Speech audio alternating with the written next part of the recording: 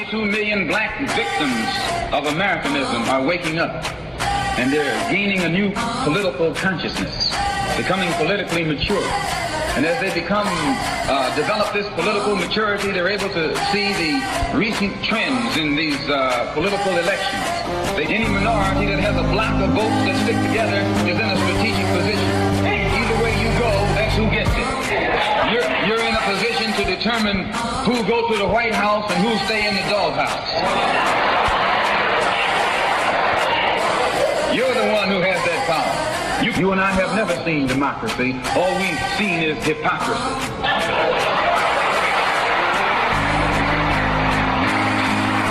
When we open our eyes today and look around America, we see America not through the eyes of someone who has enjoyed the fruits of Americanism. We see America through the eyes of someone who has been the victim of Americanism. We don't see any American dream. We've experienced only the American nightmare. We haven't benefited from America's democracy. We've only suffered from America's hypocrisy. And the generation that's coming up now can see it and are not afraid to say it. And are not afraid to say it. And are not afraid to say it. And are not afraid to say it. And are not afraid to say it. And are not afraid to say it. And are not afraid to say it. And are not afraid to say it. And are not afraid to say it.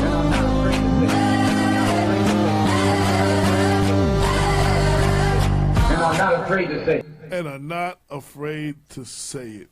Welcome, welcome, welcome. You are listening to Black Westchester Magazine presents People Before Politics Radio every Sunday 6 to 8 on InTheMixRadio.com. I am your host, A.J. Woodson. We have Dr. Robert Baskerville from the Brooklyn Baskervilles in the house. And we have our lovely co-host, Lorraine Lopez in the house. Hello. There you go, there you go. Damon K. Jones is, on a hiatus. He pops in every now and then. You know what I'm saying? Cynthia, she's up there. He said, "Hi, haters." Yeah, Cynthia's up there fighting the power or something, whatever she does every Sunday, when she's not here. So shout to everybody else. First and foremost, shout to all, being the Memorial Day weekend, just shout to all the relatives of the people who have lost their lives in service for this country. So this is what Memorial Day is supposed to be about. We will, we have a guest coming in. Damon's on the check-in. We have a guest coming in, Michael Khader. He's running for Yonkers City Council President. He should be in about 6:30 to 7, and then from the 7 o'clock hour, we're going to be dealing with Memorial Day weekend. What is it? What does it mean to you? Have we really forgotten the meaning? You know what I'm saying? We're going to just be dealing with all that. If you want to call in, you call in, after 7:10, 7:15. You call in, tell us what Memorial Day means to you, or the first thing that comes to your mind when you think of Memorial Day. Usually it's, Memorial Day is the unofficial beginning of summer. It's, the barbecue kickoff, you know what I'm saying? It ain't official till the first barbecue kicks off. 3-day weekend. 3-day weekend. That's the most important thing. People don't care what it is. We just ain't got to go to work on Monday. Ooh, yeah, that's a beautiful thing. You know what I'm saying? So that's what it means to most people. But for a lot of other people, it means a lot more. And, so we're going to deal with all that, and we're going to talk about that. So kicking things off, Dr. Bob, how was your week? What did you do this past week? Well, I'm very happy to report that I finished up my final week in the semester of the academic semester. That's what's up. That's what's up. And so just managed to drag through the last week. That's about it. Some final exams and stuff, grades, I still got a lot of grading and papers to do, but that was kind of it for me. That's how I wrapped up my week. All right. So, Lorraine, what have you been up to all week? I have been doing nothing but catching up on news and checking out what's going on with Yonkers politics and watching the shenanigans go on. Okay. I'm doing my little super bad. Where there's so many shenanigans going on, by the way, you'd have to tell us at what level or all levels. Well, I would say all levels. I would say all levels. I mean, poor Mike, he's gone through to his share of running for city council president as well. I mean, I'm sure he'll tell you a little bit of what he's gone through. Yeah, and we're gonna get into that because, like unlike Mount Vernon and some other municipalities, like say Mount Vernon has 5 city council persons, and each year around the end of the year, they vote on which one of those 5 will be the president for the next year. Yonkers, you ain't gotta be in the city council. You can just run for city council president. Yep. Like that's kind of Yeah, crazy. exactly what Mike is doing. To places like Mount Vernon and other municipalities, that's kind of crazy. So we definitely, Chris Johnson explained that to us one day, and he was up here explaining that to us. So he was like, "How can you run for president and you're not even in the city council?" But that's the way it works in Yonkers. Same way you can run for mayor and not be in the city council. Well, you can run for mayor anywhere. In the city council, there's 6 city council members and one city council president, so there's 7 total. Yeah, they got 7 in Yonkers. We got 5 in Mount Vernon. Yeah. I don't know how many is in New Rochelle. They have somewhere around that in New Rochelle. So shout to Jared Rice, city council member in New Rochelle. Also, I think he's now. They have something different there. I don't think it's city council president. I think it's deputy mayor. Wow. So, yeah, he's city council president / deputy mayor or something like that. Every municipality has their own little nuances. So, we definitely got to break down the Yonkers today. We're going to talk about Yonkers today. All right. Yonkers. Yes. Get over for Mount Vernon for a few. Well, good thing I can say. Much love, Maxwell. See you, Ricky Maxwell's on the check-in. Much love, family. D. Wilson, good evening, everybody. Good evening, D. Mount Vernon, we got we had the circus today. Tomorrow is the last day. It ran from the 16th, Hutchinson Field. It's still going on? To tomorrow. Tomorrow would be the last day, yes.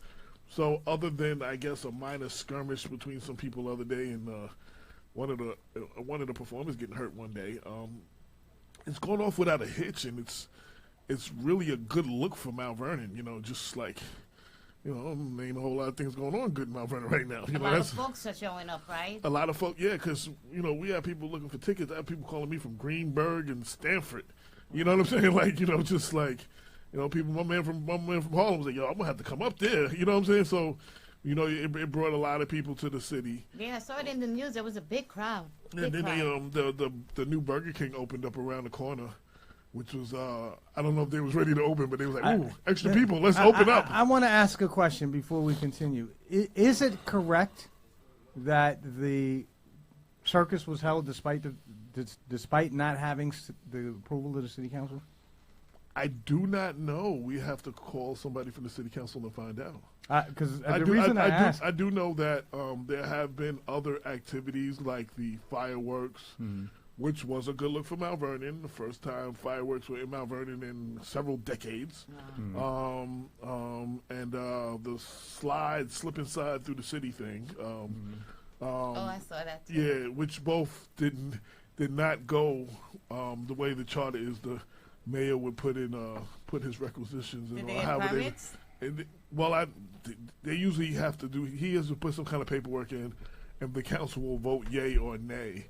And I believe they were both advertised without council approval. Like the council never even voted. Matter of fact, the council found out about the fireworks from a flyer or something like So and they ain't know much about the slip and slide. But I don't know. I know they were.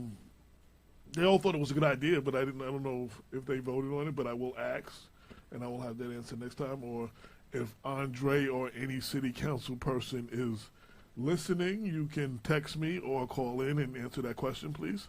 From Mount Vernon. Yes, because although the event went off without a hitch, and I'm very happy to see that. I have to say, from my perspective, for an event to be held in the city. Despite the express disapproval of the city council, if that is indeed what occurs. They didn't disapprove it. At best. They didn't disapprove it. There's a difference with if they voted, no, you can't have it here. I don't know if it went to them for approval. Like I said, the other 2 events didn't even go to them for approval.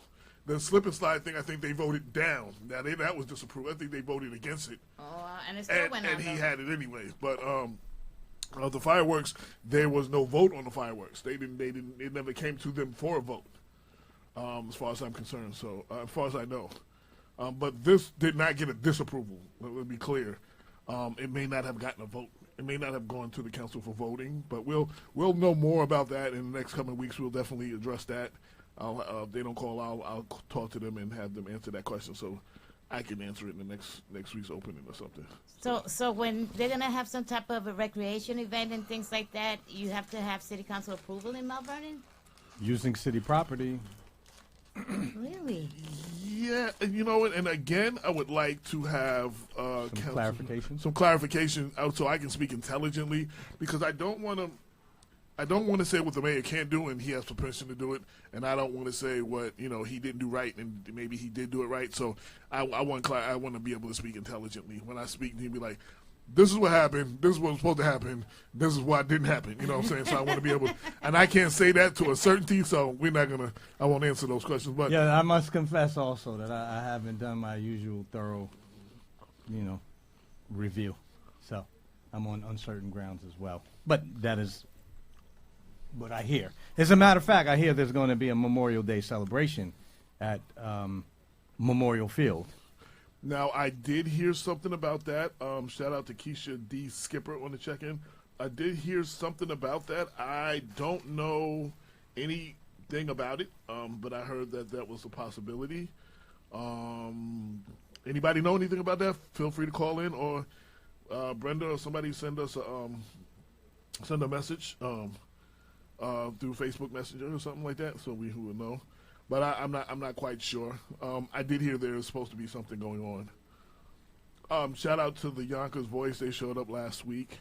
Definitely a good addition to the show. Yes, Ben and Robbie Man. Right. They definitely asked some questions. It's good because they asked some questions that I might not have, or they asked in a way I might not have. So, you had a different perspective on the questions when we had State Senator George Latimer in the House. Yeah, they did their homework. So it's just like, it's good to have, there's going to be certain questions we're going to ask. You know what I'm saying? But nobody else going to ask. But, it was one or two things that he asked, at least one thing that I did not think of at all. So, and that was another one I thought it was a really good question. So shout out to them. We're probably going to collaborate more. They got a lot especially of good people, especially on any more county elections or Yonkers elections. Like they mentioned trying to get Liam, who is actually the sitting city council president, Liam McLaughlin up here, and I met him at an Independence Party event. So I met him a few times, and he did say he would come on the show. It was like 2 years ago. Because Doc Cavallo had been on the show, and he was telling everybody at the party like what a great show it was. He was on here, and everybody loved it. And he told everybody here need to go on that show. People were walking up to me, were like, "Yo, I don't know you, but here's my card. Doc said I need to go on your show." So he's been around for a long time. When I was in the council, he was in the council. Okay. That was like 20 years ago. You used to be a Yonkers City Council person? Yes, sir, I was. I did not know that. There's a lot of things Lorraine did. So when I have some Yonkers City Council questions, I'm going to call you. Yes, sir, Bobby. Okay, cool. So you were from when to when? I was, oh my God, 19, well, let's just say 20-something years ago. And you had to be like, what, 16 years old? I was going on 13. And and then I stood there. I was a Democrat at the time. And then I switched over to a Republican when the term was almost over. And I was special assistant for the two mayors for a good 20 years. Okay. So what would you say the biggest changes, positive or negative, from that time when you were in the council till now? I know that the development, they developed the waterfront and everything. There's been a lot of development. Other than that, what would you say the biggest changes in Yonkers have been, good or bad, whether it's good or bad? Well, as far as the development is concerned, you got to remember that Mayor Spano is just continuing the work that was started with Spencer, but mostly Phil Amicone when he was the mayor. Right. And he's just continuing the work and taking all the credit for it as usual. As far as as negative is concerned, there's a lot of complacency now.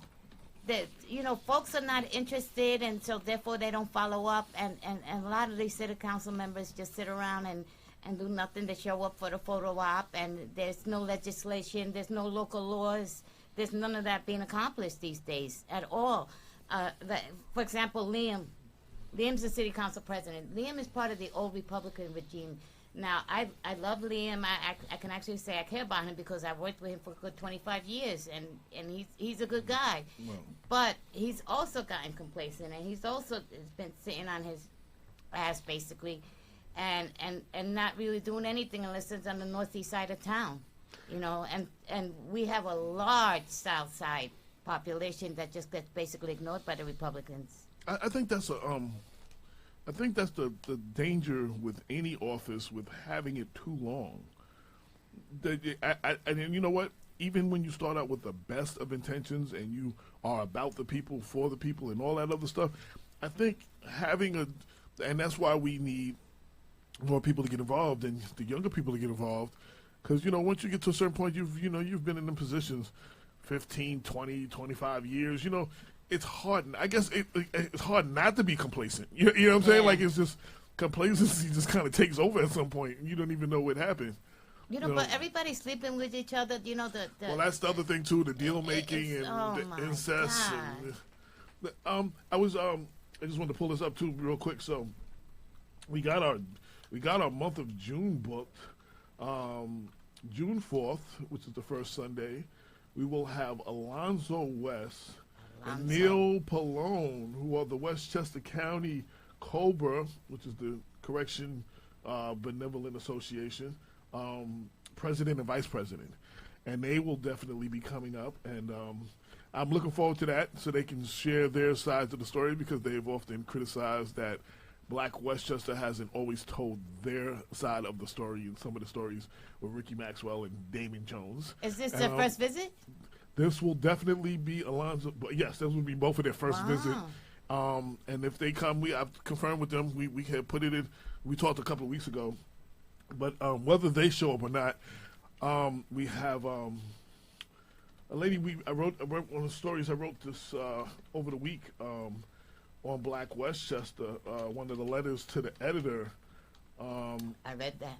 The mother, she will be here. Belle? No, that's Sean Bell. The mother of her son's name was Dean. What is her name? Anyway, I'm gonna pull the story up and I'll show y'all later, because I can't see it. I can't find it off the top of my head. But she had wrote a passionate letter about all she's been going through since her son had got killed in Mount Vernon, and the investigation, and it's very passionate. She's coming to tell her story, and we will probably have Naz Duncan, who everybody's familiar with. Her son Junior had got killed, got shot like 14 times. You know what I'm saying? And he got murdered on the streets of Mount Vernon, and they will both be here talking. Again from. I always say, like, as journalists, as radio hosts, as people, we can talk about what they feel, and we can talk about how detrimental these situations are to families, but there's nothing that can beat just looking in the face of a black mother who's lost her kid to senseless gun violence and hearing her tell her story. Like, you almost have to have no heart to not feel. You understand what I'm saying? And I believe, like, it's better than anything. And I think I'm a great writer. I think I'm creative. I think I can paint pictures with words and stuff. But I can't do justice to the mother getting on the microphone telling you her ordeal she's had with her son's investigation and what's happening, the emotions. So they'll both be here, and we'll be dealing with, again, senseless gun violence and, how it affects not just the person who did the shooting, the person who got shot, but the family and sometimes the neighborhood, and how it affects so many other people too. So we'll be dealing with all of that, and that'll be the second half of the show. And if Alonzo and Mr. Pallone don't show up, then that'll be the whole show next week. After that, we have on the 11th, we are going to have Ken Jenkins is coming through. Ken is coming. Who's running from Yonkers County? He's the county legislator out of Yonkers, and he's running for county executive in the primary against George Latimer. He will be here on the and he did text Damon a day or two after the show. Like Really? He texted Damon to confirm. Then on the 18th, we're going to have Nicole Benjamin, who is running for county legislator, and Linda and Ken Spot. And Ken Spot, there's four people running for that. Spot. She's one. Hey, Michael. Come on in. Yeah, so we're gonna have her on the 18th, and on the 25th, and you mentioned Mrs. Bell. Hello, we're gonna have Sean Bell's mom. She's gonna be here on the 25th, and that's what's going to look like. That's what it's going to look like in June. That's what it's going to look like in June, and for the month of June. So we have a full month, and then there'll be some smaller guests in between. It might just come on 15, 20 minutes during those shows, but those are the headliners for the next few shows.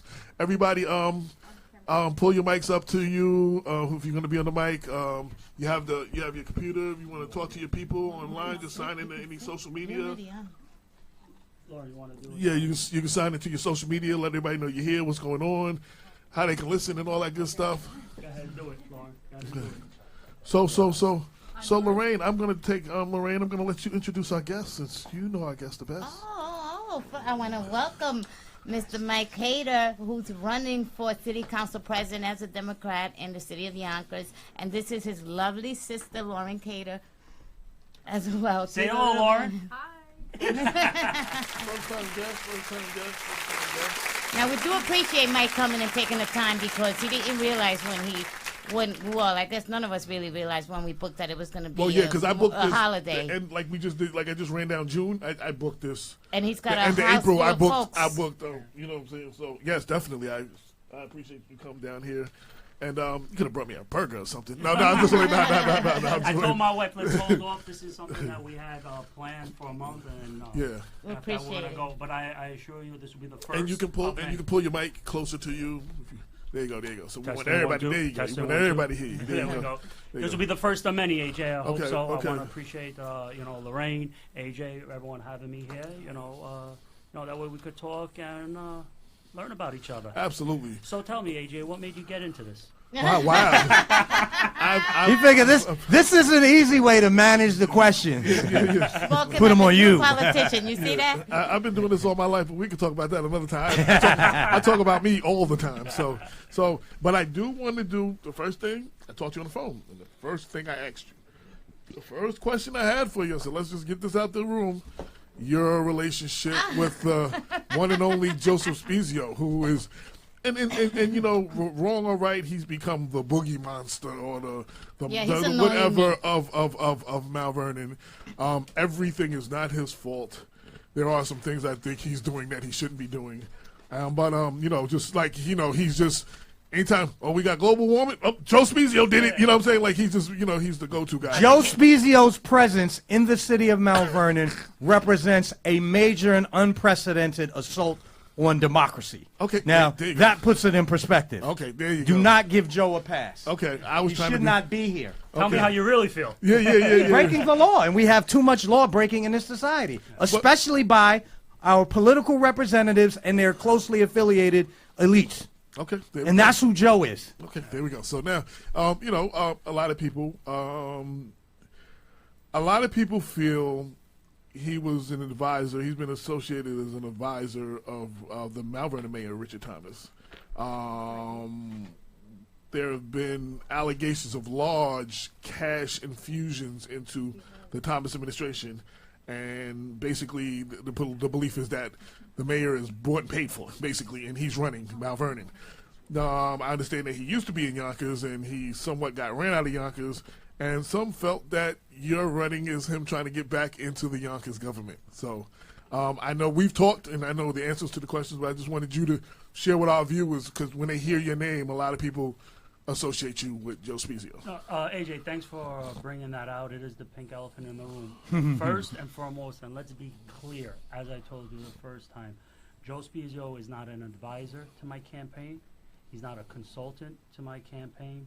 And after I win this election and I'm the city council president, he will not be part of my administration. Okay. And those are facts. Okay. Those are facts. Well, I think that deserves an applause, But no. That being said, Joe and I do have a friendship. It started as I am a lawyer for Joe. Okay. I handled a lot of civil cases for Joe, and I quote Lorraine said a lot of times the Joe that people talk about what's going on, the travesties going on in Mount Vernon is not the Joe I know. We never had that type of political relationship. Right. And that's what I told you over the phone, and I looked you in the eye. Right. And said that and tell everyone in Radio Land. Right. You know. Well, I definitely wanted to address that because we do have a large Mount Vernon audience, and he has a certain reputation right now in Mount Vernon and throughout the county. So I wanted to address that first and foremost. No, I appreciate that, and it has come up on the it has come up on the campaign trail here in Yonkers, and I want to bring in a fresh new perspective. I want to bring new blood in, and having Joe, part of my administration, goes against my concept. Okay. So because even the one he's gonna call you. You know that, right? No, oh, absolutely. I mean, absolutely. But the facts are the facts. You can't prove a negative. Right. These are the facts. Right. And I know, even in the one, I don't know if it was a fundraiser or something that you had. I saw him and Rich there. I seen him in the video because somebody was Facebook Live or whatever. And it was like, see, there he goes. There he goes. That's what got Damon set off. Yeah, that video. Yeah. So. Here's where it is. Even my invite right now, it's all over Facebook. Nowadays, just with the cost of campaigning, snail mail does happen. The good old-fashioned, the bulk mail. Mm-hmm. But a lot of it is through email. A lot of it is through a social media platform, which, gives us a broad range. We post it. My sister is always managing my Facebook. So. You're the one I go to. So it's out there. It's out there. I'm having an event. We do have a large response. I don't know, who'll be coming, who not be. We have a sense. We never go to these, fundraisers. Total blindness. I'm going. You better be. We're walking in together, right, I'm Lorraine? going. We're walking in together, right, Lorraine? I'm going because I support Mike for city council president. Yeah, I kind of get that when I went through your page earlier. And I see all these little. I was like, every other entry had Mike. Yeah, I'm waiting for AJ to respond. When, you know what? You didn't send me the thing. Did you send me the link? I didn't get a link to it. It's all over Facebook. Oh, okay. It's on Instagram. I'll send it to you. Yeah, If you're a supporter, you don't need an invitation. Okay, but if you don't send me, like, He don't know where to go. I have and when. I have the Facebook has a maximum of 5,000, I guess, friends on your personal page, and I've been at that level for like 10 years now. So it's like, if you're not always on my timeline when I first click in, I'm never going to see it. And if you don't tag me, sometimes there's things I don't see, and people don't bring it to my attention. I will personally reach out to you personally. Okay. That's how. To be clear and unequivocal. Absolutely. Make sure you remember that. Absolutely. So now, okay. now, ask and you shall receive. Now, secondly, we were talking about the difference in the municipalities, and Chris Johnson had broke this down when he was on the show. He's been on the show 2 or 3 times, and when he was running for re-election, like Mount Vernon, we have 5. I was explaining we have 5 city council persons. And in the end of December, the 5 will vote on who will be their president for the next year. What I found interesting in Yonkers, y'all have 7, and you do not have to actually be in the city council to run or become the city council president. Like that whole dynamic, like some people in Mount Vernon, that blows people away. Like, whoa, what the hell? So, explain that a little bit. How does that work? Well, we have councils 1 through 6. Those are district specific. Okay. And historically, council 1, 2, and 3. Mm-hmm. Where Chris Johnson is. Right. He's 2? Is he 1 or 2? No. Chris is number 1. He's one. Yeah. Councilman Chris Johnson's number 1. And then 4, 5, and 6 have historically been Republican. Okay. And then you have a city council president, which is citywide. That's where it is. There is no. And that's Liam McLaughlin right now. Yes. My opponent is sitting there now. There is no prerequisite, that you need to sit or have experience on the city council, and I think historically that's how it's happened.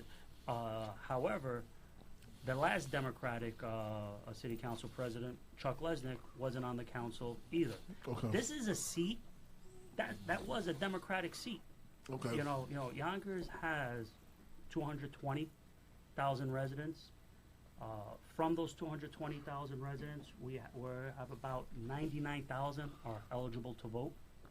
From those 99,000 eligible to vote, approximately 55,000 are registered Democrats. Okay. There is absolutely no reason a Republican should even be in office in any seat in the city of Yonkers. Well, I mean, the same can be said for the county of Westchester, and we have a Republican county exec too.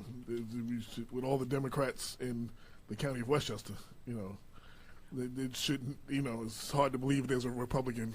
That Rob is there? Yeah, Yeah, but he didn't do that without the crossing over of a lot of Democrats. Yes. And the that's endorsements of Grace Baptist Church pastor Mr. Richardson, Reverend Richardson. Without the endorsement of a church that historically has been at the forefront of the civil rights movement. Absolutely. true. Wow. The one And then a essentially church, might be- a church where the first black man to ever run for mayor in 69. 69 was a Grace Baptist pastor. Wow. Yeah. So he was the first black man ever to run for mayor. So Mike, we've come a long way. what's been the turnout for you? What's been people's reaction when you go up there? Are you knocking on doors, shaking hands, You know, Lorraine, kissing babies? when I first started this, people thought I was crazy. People thought publicity. Who pissed you off? And Everybody. AJ, and AJ, when I tell, I just don't like the status quo. Okay. If you're happy with the status quo, I'm not your candidate. Plain and simple. I'm a business owner. I'm a homeowner. I'm a product of the Yonkers school system. And Ex-CIA. Right. I heard We did that. that Rambo over here. I'll do little Jedi tricks on you. Okay. I got 3 children that are in the Yonkers school system. So AJ, I got skin in the game. Every year for the last 15 years, we got our annual school crisis. And even Lorraine, when you were on the council, there was always that. Every year. And you know what I call an annual crisis? It's not a crisis. That's how business is done. Right. What's that saying? The definition of insanity is doing the The same thing over and over and expecting a different result. And that's what's going on. So, I'm knocking on doors. I'm going to community meetings. I'm going to nonprofit organizations. And people are frustrated. People are frustrated from every socio... Somebody, one of our listeners, Robert Elder, said, Khader denies Spezio. Ooh, this should be the headline for tomorrow. I assume that's somebody from Mount Vernon. Yeah. And Brenda Crump said, so what kind of affiliation does he still have with Joe Spezio? Here's what I said. I'm an attorney firm. We're winding on some cases. Okay. That's really where it is. And those are facts. And these cases they didn't just start yesterday. Yeah, I have an ethical obligation. You gotta see the cases through. What's the atmosphere as far as the Republicans in the city of Yonkers? I mean, because they do vote. We do have Liam in there. We do have a county executive that is Republican. But with this Trump situation going on right now, do you have several Republicans that are like flipping on Liam and coming towards your way? Well, put it this way, Lorraine, that's a great question. I have so many private messages from Republicans and text messages. We're supporting you, we're helping you, but we can't like your page, or we can't take a picture with you, and that's no problem. Because I said, no one watches you in the voting box. We had that in Mount Vernon where we had there were people that worked for City Hall, and of course they were working under Mayor Davis at the time, that were supportive of Richard Thomas, but they could not publicly come out at any point until after the primary. Yeah. They couldn't wear a shirt, they couldn't carry a thing, but they quietly supported though. So I seen that up close and personal. And we're kind of making fun and games about it, but it's unfortunate that we're 2017. And there's retribution. Yes, it's a lot of. It's not a Mount Vernon thing. That's a political. That's everywhere. And it's political unfortunate. retribution for speaking up against or, The establishment. right. That's really what's going on here. I'm deemed a threat, and I'm not a threat. AJ, as I told you over the phone, you can't shake hands with a clenched fist. And I'm building bridges. I'm not building walls. If you listen, I'll talk. If you want to talk, I'm going to listen. And when I go all over Yonkers, I tell everyone, oh, you have the floor for 10 minutes. On the contrary, I don't want to talk for 10 minutes. Because if I'm talking, that means I'm not listening. Okay. And if I'm not listening, I'm not hearing your complaints. Okay. And if I don't know what your complaints are, I can't adequately represent you. So what are some of the complaints? It goes down to the basic. People feel left out. People feel like they're part of the process. And there's a sense of self-induced disenfranchisement because there's disgust in the process. Plain and simple, Lorraine. And as AJ, as you, and originally you were skeptical, you go, you meet, you answer some tough questions, and you earn people's respect. Because Right. before I want somebody to support me, they should understand who I am, what I'm about, and why I'm doing this. Mm-hmm. And very simple, we got to even the playing field. The days of cozy backroom deals and city council chambers, it's not sustainable. They got to stop. But I've heard that before. And being like, it's almost, that's the way of politics. What? Nothing. I'm sorry. Oh, that's the way of politics. How are you going to change that? Like, it's just like, that's the way it is. Like, it's the way it's always been. That's, Well, But it shouldn't be. I got what it shouldn't be, but Yeah. but we can't deny that this is not a new problem. Like, there's been backroom deals and all this kind of stuff that's been going on forever. Like, you know what I'm saying? Like, I mean, that's Because we that's- got the that's same politics. old people for the last 30, 40 years controlling the party and controlling who goes in and out of City Hall. You got recycled candidates, and then when they get turned out, you get their minions, and that's really what it is. That's it. In a nutshell. On day one, when I walk into City Hall, it's what can I do for the people? You have certain candidates that when they walk into City Hall, what can I do for myself? Mm-hmm. There goes the difference. Absolutely. Couple of other listeners. Anthony Old School Mitchell's definitely in the check-in. Kevin Bunch. Captain Dennis Muhammad from the Peacekeepers is tuned in. Shout to Captain Dennis. Everybody else I mentioned already. Yes. I mentioned everybody's comments. Yes. Okay, so we got this interactive thing going. So I try to I like to keep the people involved. They like to be involved. So you want to interact with them. Dr. Bob, I know there's at least one or two questions you have. I see your wheels turning. I see the smoke coming from your ears. I see Well, there are a lot of substantive policy questions that I can ask, but I'm not going to. Oh. I want to ask you a more basic question, and you'll forgive me, and do not take this in the wrong spirit, Nothing will ever be. because I'm asking for clarification, because I think it's relevant to today's political climate. I'm now here, and I'm being curious. That's all. Your last name is Khader? Khader? I'm assuming you are of Middle Eastern background. That is correct. That is correct. I was just curious to know. Now, obviously, the reason I have in asking the question, I am in no way raising any questions about your patriotism or your citizenship or anything. We're just meeting today, but I do know that, as you well know, we have had a very hostile climate here in the United States, especially today, towards people of Middle Eastern ancestry. Lots of Americans, who I disagree with vehemently, would like to believe that folk of Middle Eastern ancestry can't be a part of the great American nation as so many other folks of immigrant background are. But what's the reception that you're receiving to your candidacy out on the hustings?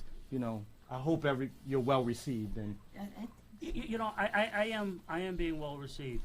My parents moved from Jordan in 1963, and they moved to the city of Yonkers and have never left the city of Yonkers. Their first address, their first address was on Croton Terrace. They lived on Orchard. They lived on Radford Street. They lived on Park Hill, Harriet, and I was born on 210 Buena Vista Avenue. That's where I was born and raised. This country has been very good to my family. You know, and my parents came here to give me, I'm the youngest of 7.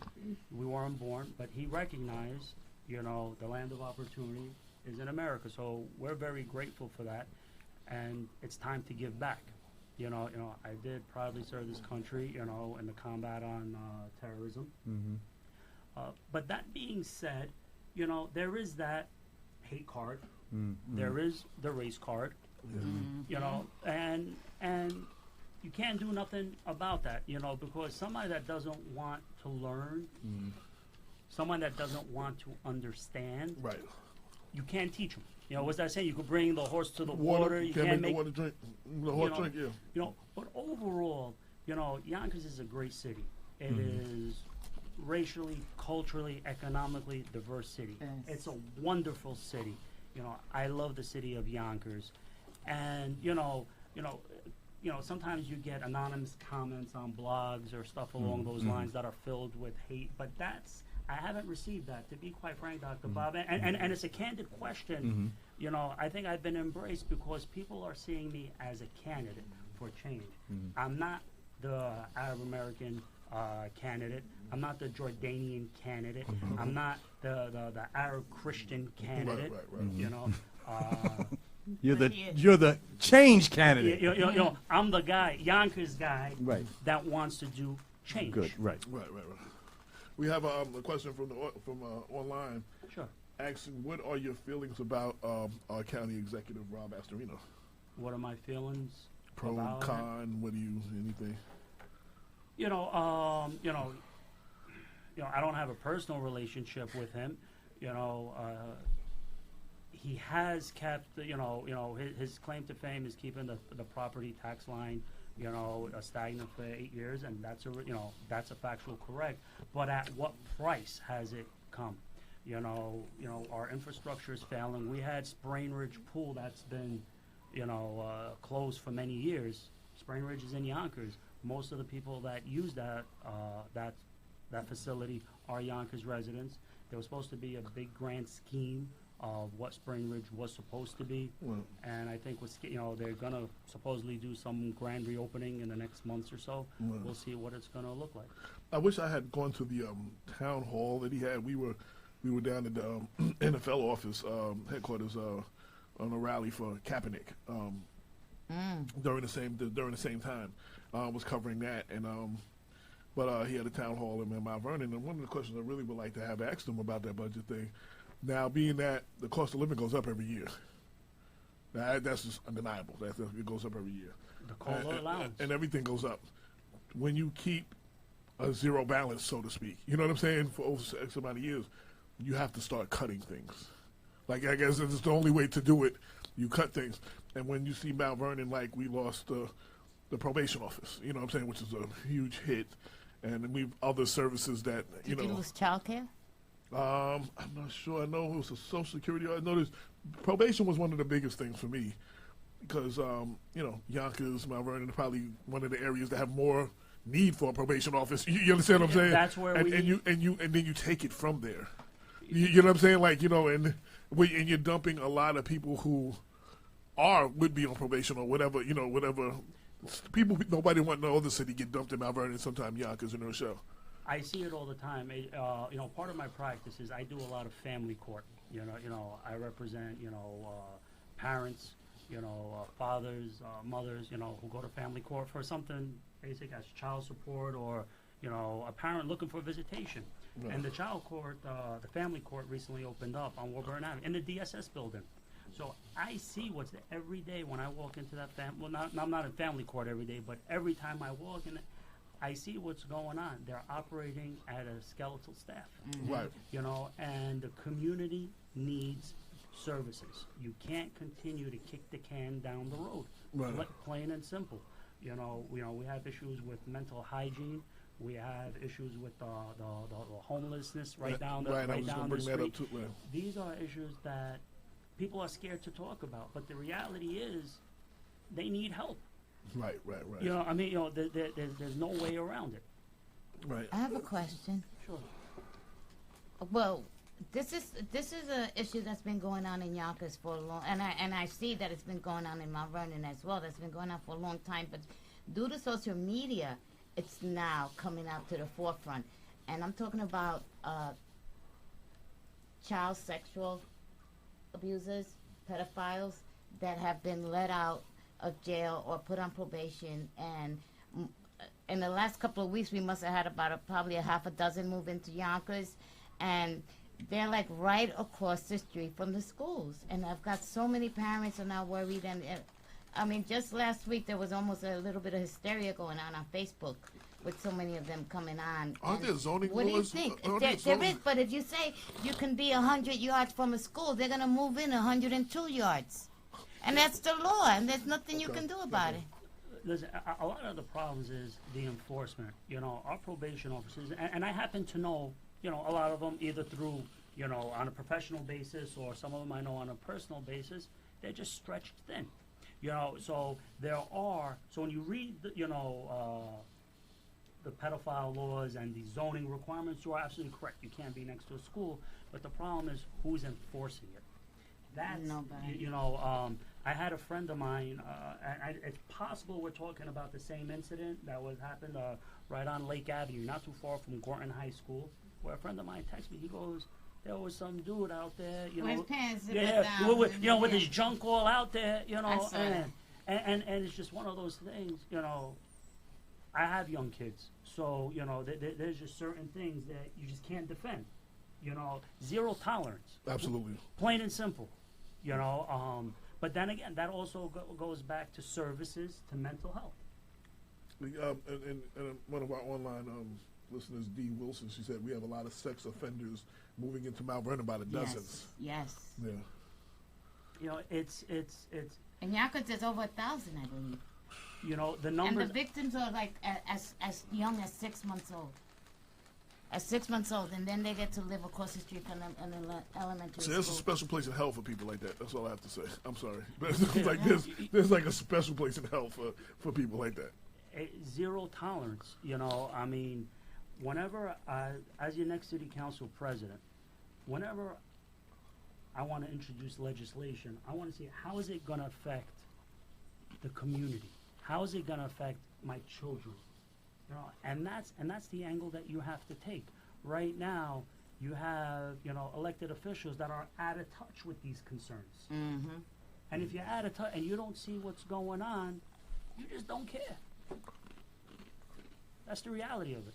So Mike, am I to take it that, you know, what it is about your background that has allowed you to remain in touch with the needs of the average resident, common man, common woman of Yonkers, whereas so many of your colleagues who are now in office seem to grow more and more disconnected? Well, Dr. Bar, I'll answer that. I am my father's son. Mm-hmm. You know. Beautiful. Thank you, Lorraine. Thank you, Lorraine. You're the one that told me to say that, right? No. Yeah, Preston. You know, my parents aren't educated. They were farmers. They grew up killing chickens and planting tomatoes. So when they came here for a better life, he worked on Precision Valve right on Nepperhan Avenue. He was a tailor. He did whatever he had to do to work to pay the bills. I remember my mother working at Francis Xavier Hospital in the Bronx, just trying to help make ends meet. I was the youngest of 7 kids. So I give you this background to remember, I know where I came from. That way I know where I'm going. You know, I don't live in Southwest Yonkers no more. I'm not on Buena Vista no more, but I remember growing up. You know, I moved out of Buena Vista when I was in high school. So pretty much when you enter high school, you're a teenager. Well, I think I was 14, maybe, something like that. I seen a lot. You know, I believe I'm the first candidate citywide that's a product of the DSEG case. Because, you know, when I went to school. Now, for those that don't know, what is that? What are you talking about? The 19. You know, Lorraine could give you a great history on that, but you know, it's the federal case of the Yonkers desegregation case that. Karen Edmondson. Okay. Remember? Yes. You know, started in 1986. Okay. So when I went, I started from pre-K to kindergarten, you know, on Riddell Avenue, school 10. You know, I remember walking home and I seen used condoms and crack vials and didn't know what exactly it was. All I know that was bad stuff. After school 10, I went up to school 19. I went Walked. to both those schools too. Why you following School- me, Lorraine? I went to Why you both. I following me, went to school Lorraine? 10 to School 10, that's school the one by Slowbound? That's the one closest? You know? It's by Riverdale. 80. It's Oh, right okay, by okay, 80 okay, Riverdale. okay. You know, then after I went to school 19, up Harriet Street on Grosjean. The school's not even there anymore, and there's like a big debate what's going to happen over there. There's a great community organization that wants to do something good over there. Okay. You know, and the first time I was on a school bus was after school 19. I went to school 5, you know, for a year. Right. Finished there, and I went to John Burroughs, which is now the Yonkers High School. Okay. Then went to Lincoln High School, class of '94. Lincoln Lancers all the way. Okay. But you know, Yonkers is a big city with a small town feel, and the Khaders have been around for a long But time. Mount Vernon is a little city that wants to be with a big town. It's like it's the opposite. Like, And so they've been around for a long time. His whole family. So we all know each other. So it's kind of easy to support somebody like Mike. now let me ask you. Now you have brought it up, and one of the things we touch upon a lot is homelessness. Something that's going on very heavy in Westchester County that a lot of people will tell you don't exist. You know, we don't have homelessness and poverty. You know, I call that the pink elephant elephant in the room. We have a reoccurring guest on here and a columnist, Laura Case. She's a homelessness advocate who is actually homeless, and she comes up here and she brings the statistics and which ones they're trying to close and which ones. I got her last time she was here. She couldn't get some answers. I called Chris Johnson. Called right back, came over the phone, had her be able to ask him some questions directly, and she's been working with him a little bit. He's been working with her. But what I wanted to say is, and one of the things that disturbed me was in that I wasn't even aware that there's a growing number of working homeless. Meaning they have 9 to 5s, their kids go to school, they just don't have a home. Like, you know what I'm saying? Like, because you think of homeless people, you think of people unemployed with drugs, mental drug illness, mental illness, drug addicts, and all that. These are hardworking people that just can't afford a home right now, or whatever got put out of their home or whatever, and can't get a new one. But they're still working every day, and their kids are still going to school. Like, to me, I didn't know that existed. I mean, I can imagine, but you know what I'm saying? Like, this is just I'm like, that's becoming more and more popular in cities like Mount Vernon and Yonkers. I personally know a few of them. I'm a board member at the YMCA, and you have people there that, you know, they're not that stereotype that you read on news, on Low HUD, and they're a vast Of majority undeserving poor people. Now you know I got to do it, right? You know I got to do it, right? So that's another connection to Spezio. He's a board member too, right? Well, we did. That did occur to us, Mike. No, I'm just messing with you. We messing with you, man. But he is a board member of the YMCA. We've heard he's closely Sean Patterson. connected. I know Really? Sean was This there. according to Sean Patterson Howard used to work there, work for the city. She thinks she's back. She said he was one of the board members. Well, wait, when he was in Yonkers, he was a part of a couple of boards because I mean, when the he's new guy currently comes in, still- everybody wants him, Well, and he he's said supposed to be a superstar. Supposedly he's still currently a board member. I don't know, but I was just messing with you. I had to throw that Spezio. You always gotta throw in there. Yeah, Bing, zang. I had to do that. But going back to a serious matter about the homelessness, this goes back. We got to give people a pathway, and right now there is no pathway. It's cyclical. Give them the homes that all these pedophiles are living in, and get rid of the pedophiles. Would that work? And then we'll put them in that special place in hell that AJ was referring to. Now let me. Somebody else's questions are coming up. Right now, in areas like Mount Vernon and Yonkers, some places in Rochelle, Peekskill, Tuckahoe, the rents don't match the income of the occupation, and it's sad. The rents are so high, and they also cut Section 8 that assist these families in keeping their housing. I know there's a lot of that going on, like, leading to homelessness and, Well, here's where it goes, and I can't comment on Tuckahoe or Mount Vernon. I could talk about right now. There's some development that's going on. We have, I think the number I heard recently was about 3,000 new units coming up. Where? In Yonkers, between what's already in construction, either what's being built now or soon to be shovel ready. My main concern is what kind of apartments. affordable, Well, luxury. and- Except for the seniors. That's where I'm getting at. Okay. We always have to make sure, especially if there's any tax breaks for these, developmental projects, that we always have to make sure that it's equal access. Right. Now, and I've said this to many people, if there's any public funds, any type of tax break, any type of pilot, being used. Yeah, that's the ugly word in Mount Vernon right now. Yeah, pilots. 40-year pilots. That's not acceptable. Right. It's a non-starter. The new building on Gramerton Avenue, that building has a 37 or 40-year pilot. That's the color building? No, this is on The one Gramerton. on Gramerton is next to Hartley Park. Next to Hartley Park, across from where that big fire Laporte? was. Yeah. I guess The that's one that Laporte. Mayor Thomas is accusing. Yeah, of that they're having- suing him. Yeah, that I'm one. sorry, Yeah. I wasn't supposed to say that. Yeah, that one. But yeah, not the Lego I don't building. think anyone heard you. I don't think anyone. We refer to They that. knew. We refer to The that. Lego We building? refer to that as the Lego building. That's not what it's called, but that's what I hear kids say I that. heard What's there's up with not the? enough people to live in there, though. It's the ugliest thing I've ever seen. But we'll move on though. We're moving on. So that's what. And so just going back to the most basic concept. If any public funds are being used for any residential housing, you gotta allocate some affordable housing. Because right now on the whole Southwest, one of the biggest concerns I hear is the gentrification going on. And it's a concern. We just had something going on. It was in the newspaper about micro apartments, studios, a couple of blocks away from the train station for a studio, $1,800. Wow. Ridiculous. And I got news for you. Say that again. $1,800. 1,800. So I got news for you. They The start people at that I know that live in that area can't afford that. Right. So it's a concern. And for when I go to homeowners associations, even when I go to community precinct council meetings, and even when I just go talk to somebody, I'll shake my hand with everyone. You can follow me on Facebook, and that's their concern. Are we quietly being chased out?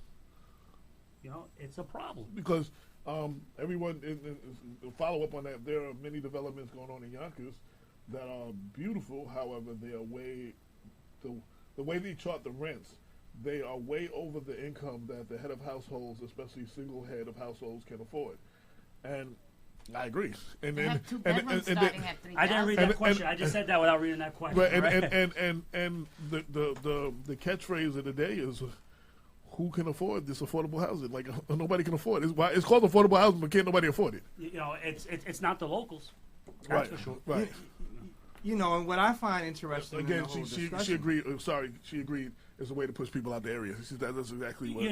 It's a quiet, slow gentrification, and the worst thing that you want to feel when you have people, and as Lorraine said, Yonkers is a big city. It's the largest city in Westchester, but it's a city of neighborhoods. So when you go, What's the somewhere- 8th largest city? Actually, I right now, remember. Fourth largest fourth. city. I remember the Welcome Back Carter. He said, welcome to Brooklyn. And Brooklyn was the fourth or the Yeah. third, and then Yonkers is right behind Brooklyn or something like that. Yeah. Buffalo, outside of New York City, Yonkers is the fourth largest. Yeah. You know, Didn't we go up to the third now? you know what? I think it went up. Back in 2010, the last census, we're etching up there. We'll see what happens in the next couple of years. Wow. Go ahead. I'm sorry, Dr. Bob. Oh, yeah. So, a lot of people that I talk to are very critical of even attempts to bring more affordable housing online. One of the typical criticism is, at least amongst opponents of affordable housing in Mount Vernon, is that it is responsible for bringing about opening the floodgates of the city to poor people. So, for example, the Laporte, they have rents at about $1,400, $1,200 to $1,400 a month, but the maximum income that you can make is somewhere between roughly 40 in the mid 40s. And when you do the math, that's more than 50%. You rough back of the envelope calculations. You try to figure out what a person's after-tax income is. That's more than 50% of people's monthly, projected estimated monthly salary. And I'm like, that's not affordable. So as we were going over that, we had this conversation. The people who can afford it, they don't qualify. Right. They make too much.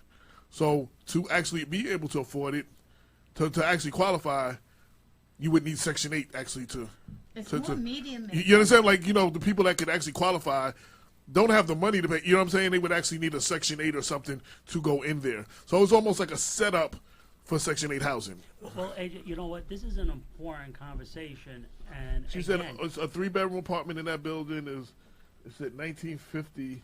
what building are we talking about? That's Talking about the LaPorte. LaPorte, yeah. Yeah, we just to use it Close as to a reference. 2000. She said, and this That's is the Brenda? buildings in the Yonkers. No, this is D. Wilson. The buildings in Yonkers by the waterfront are beautiful. Instead of filming Love and Hip Hop New York, they need to rent those apartments to working families and shelters that are homeless. Go ahead. No, you know, AJ, what I want to have is dialogue. And here's what I always say, and so whenever I meet people at different, you know, everyone has a problem, everyone has a concern, and some are truly, we've discussed them here, the homeliness, you know, mental hygiene, you know, the single parent, you know, affordability. These are serious concerns. We cannot be scared to have dialogue. We cannot, even if we disagree, but it's healthy. And right now, there is no dialogue happening, Dr. Bob. So, you know, let's talk. And that's not what, you know, so when a developer comes in, for example, you know, you basically off the, you know, top of your cuff, you gave that formula. Mm-hmm. Let's ask a developer, what is your rationale? What are you basing it on? What are you going to do about it? Here is our concern. You know, and I always end off with everything. You're either part of the solution We part of the problem. or you're part of the problem. You decide where you want to be. Right. I made a committed effort, me, my family. I'm going to be part of the solution, plain and simple. Another thing we have, well, one of the many problems in the areas we live in is recidivism. There's no correctional facilities don't do any correcting. So first off, so they need to take that out their name because they're not correcting. Actually, if anything, The perpetuational yeah. Actually, if anything, facilities. No, I'm sorry. People are It's not growing fair to into them. younger people are growing in there and coming out more efficient criminals. That means, you know, there's no, and then there's like the probation office had several services in Mount Vernon, has services to help people get back on track. You know what I'm saying? There's no services to re-enter these people into society after they paid their, you know, they paid their time and everything. And then there's nothing for them to do. They can't get a job. There's no training programs for them. There's nothing. And then they're left to either sometimes fall back into the ways, whatever got them in there, because that's what they know, because you got to eat. You know what I'm saying? And a lot of times you got kids and stuff. You got people dependent on you. And then, again, you're back into the system again. You know, I had this conversation earlier this week when I was having an interview with an organization. And I think, you know, it sounds like a cliche. It takes a village. You know, we all hear it. We all know what it means. I think that you got to have stakeholders from community policing. You got to have educators and people from the community fabric need to hold. You know, the repeat offenders, you know, I don't do criminal law. I'm not in criminal court anymore. But it's unfortunate that sometimes when I go to court, you do see the same people over and over. And what the key here is you got to create opportunity. You have to create opportunity. You know, and I said this, and a lot of our residents, our have no path. They're not going to finish high school, or the ones that finish high school, they're not going to be college bound. And we have nothing for those. What are we going to do? The We people got to go that's back not to college, the trade schools. Yeah. vocational training. right. You know, I mean, welders, carpenters, plumbers. So at least, okay, you may not get a 4-year degree in economics but at least, you know what? We're teaching you a hard skill. And a career. That's a career. You're right. Go make something of yourself. Right. Give them an opportunity. We're not going to teach. We're not going to give them the job. We're going to give them the tools to succeed. Because even the people that I speak to, they'll come. There's no opportunity. What is there for us to do? And you know, they say, you know, it's the street.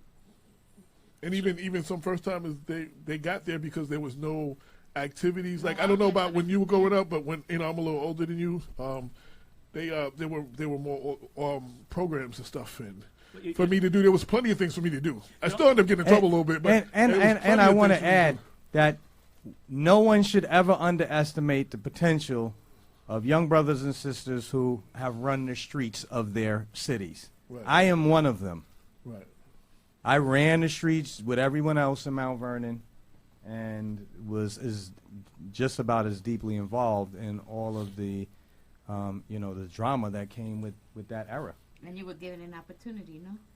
And That's right, and I managed. I managed to turn it around somehow. And my point is that basically the potential that I, have realized is, I think it's basically in everyone. The youth need to be embraced. I even talk to some high school students. I go to school, and one of a common denominator is opportunity and chance. And as a society, we got to create that.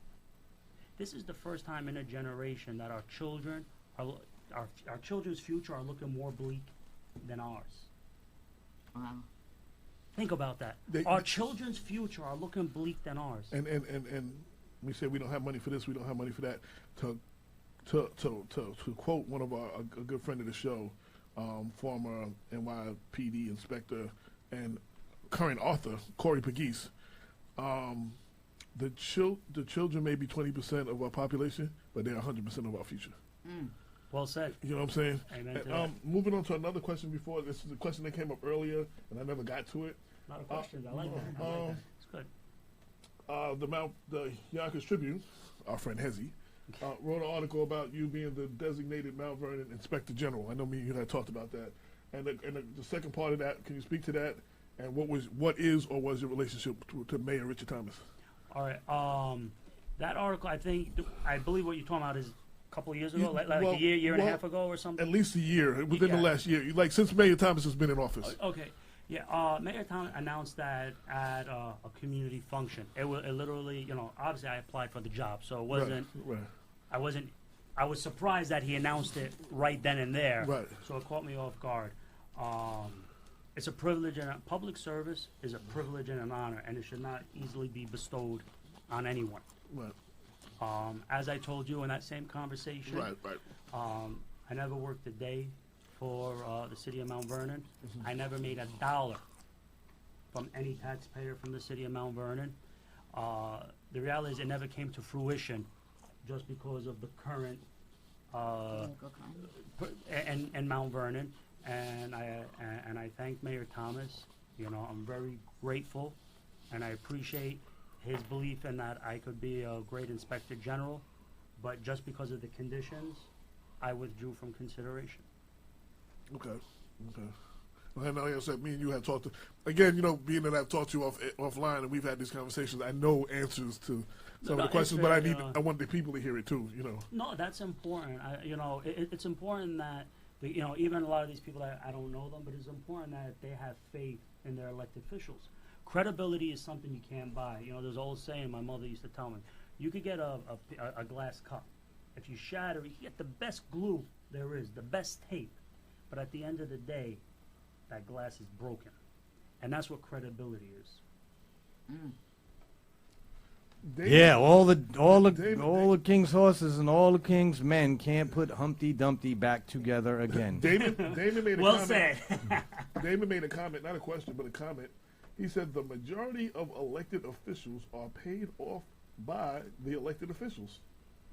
That's true. That was a comment. Is that a riddle? True.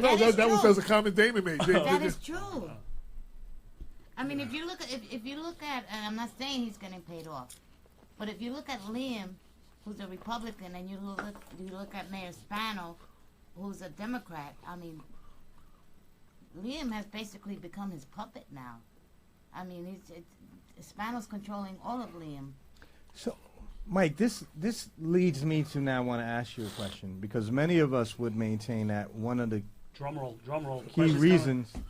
No, it's easy. One of the key reasons that our candidates are so dependent on nefarious outside forces is because of their financial dependence during the campaign. And so I'm curious to know, how's your campaign funding approach looking? Are you able to diversify, because you're going to need some money, Well, no, absolutely. I'm having a. I mean, I'm asking you, are you in anyone's pocket? And I know the answer is no. But No. I thought that's what you were. I mean, I thought you were asking two things. It was a loaded question, you know. So yeah, I am having fundraisers. I had two already. I'm having a third one. You know, that's the ugly part of politics. right, You know, to run an effective campaign, you need money. you know, that's just the reality of it. But no, I am not for sale. I am not for rent. My moral compass is non-negotiable. Is the Democratic Party going clap, clap, clap, clap, clap. We love that, brother. I tell you, we love that. That's what we want to hear. Is the Democratic Party from the city of Yonkers helping you in any way? Well, yeah, actually, I spoke to some other endorsed candidates this morning. I'm in contact with different ward leaders. I am the endorsed candidate. They will be carrying my petition, Nice. you know, and we're looking to collaborate. You know, we're looking to collaborate, plain and simple. People might be scared of change because as humans, we're creatures of habit, but embrace change, embrace hope. You know, and let me just, you know, the Thomas administration was built on change. And You know, hope. we had to, you know, Ernie Davis. We were been there. very hopeful here. And Ernie Davis had been there 16 years over a 20-year period. The world had changed, and they felt we needed change in that seat. And now some people in Mount Vernon are scared of the word change. Like they were scared. They're scared of the word now because we have changed, but it wasn't the change that they necessarily were looking for. Let me say this. I opened up this comment saying I am my father's son, and I'm going to give you another saying he used to tell me. Smart men learn from their mistakes. Wise men learn from other people's mistakes. So I see what's going around, not just in Mount Vernon, you know, what's going around in the country on the federal, state level. And I see the flaws or misguidance in many elected officials nationwide. And I learn from that, and I see from that, and I analyze that. Now, another question from Mount Vernon. You know, this is one thing I applaud you for coming on the show, first and foremost.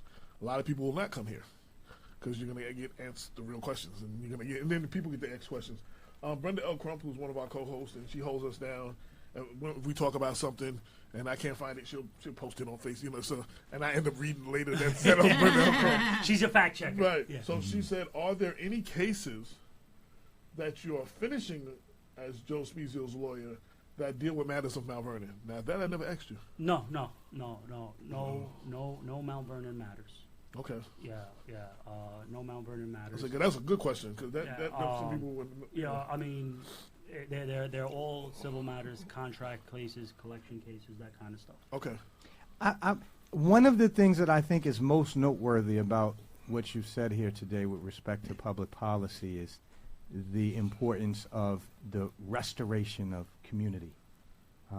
That we must make attending to community an important priority as opposed to just isolated individuals. And that really does represent a stark break with the dominant philosophy here in the United States, at least since the end of the New Deal in the 1940s. I would like, you're rare. There's very few politicians who are going to actually say that we are not providing sufficient support to our communities and we're starving them to death. And this is one of the reasons why we're in the dire straits that we're in today. And I have to ask you, brother, how did you reach that profound insight? Because you are a rare breed in that respect. You know, coming from humble, I guess I was the way I was raised. You know, I'm the youngest of 7 kids. You know, I grew up, in a small apartment on Buena Vista Avenue, and when I seen what other children had and I didn't, it sucks. Can we say that on the radio, agent? You say a lot more than that. You need to go back and look through some old segments. You'll see. And I always remember that, and it's funny. Me and my sister say, we shared a bedroom. And sometimes we even had another sister that we shared a bedroom together. And it's funny. It makes you a stronger person. It makes you appreciate things that at the time you don't realize it. And that's what gave me a solid ground. That's what was the bedrock for my moral compass. I've been blessed with an amazing wife, 3 wonderful children, great parents, a supportive family, and I'm content with my surroundings. I just don't like what has happened and what is happening, and I think that somebody needs to step up, and I've taken that burden. And that's real. I mean, I don't know how to end it. It's you know, but I have no halo, you know, on my head. But it's just something that I felt was right. It's a calling. And this is what the people in Yonkers have been saying. And so, he's our Messiah. No, I would never compare myself to our Lord Jesus Christ. You know, I was an altar boy. You know, I have an aunt who's a nun. You're a Catholic man. Yeah. Yes. Okay. Yeah. You know, it was funny. My father actually wanted me to become a priest. So I take it then Jordan has a fairly large Christian population. I mean, now of course I'm getting into the cultural background of You know, Middle it's Eastern countries, but I'm assuming that's how. In Yonkers there is. The Jordanians in More Yonkers. sizable. Yeah. The Jordanians in Yonkers are predominantly Christian. Yeah, and in Jordan, I think right now, you know, maybe 5 or 6%. You know, a lot of the Christians in not just Jordan, in the Middle East, that they have an opportunity to leave. You know, just on on the conditions on the ground. Right. You know, they will leave. How do you feel about our current president, President 45, and his attitudes and expressions about that region of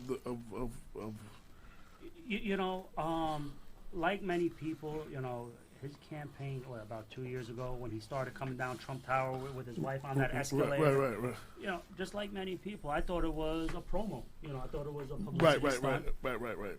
And, you know, At that point, I really don't think he intended to be president. Right? You know, it was just his marketing, his brand. Like, I think, for real. it's. I don't think anyone took it serious, and you know, it took off, and then everyone was waiting for that pivot. Okay, he's gonna change. He's gonna get more presidential. Okay, you know what? It's only him now. He'll change. He's gonna get. You know, he won the nomination. He's gonna change now. Okay, he won the election. He's gonna change, and at the end of the day, a leopard doesn't change his spots. Absolutely. I think what we see is what we're going to get for the next 4 years. And notice I say 4 years, not 8. You know, what we see is what, you know, I'm going to quote Poetess 44. I want him to do well, because if he does well, we do well. Absolutely. You know, make no mistake about that. I did not vote for him, but I want him to do well. Absolutely. And I don't see it happen. You know, there's a lot They're of laughing at dysfunction. us. Mike, can I ask you a question? Yeah. You served in the Defense Intelligence Establishment. Were you specifically with the CIA? Yes, Okay. What was your role? I was in intelligence. Okay. Right.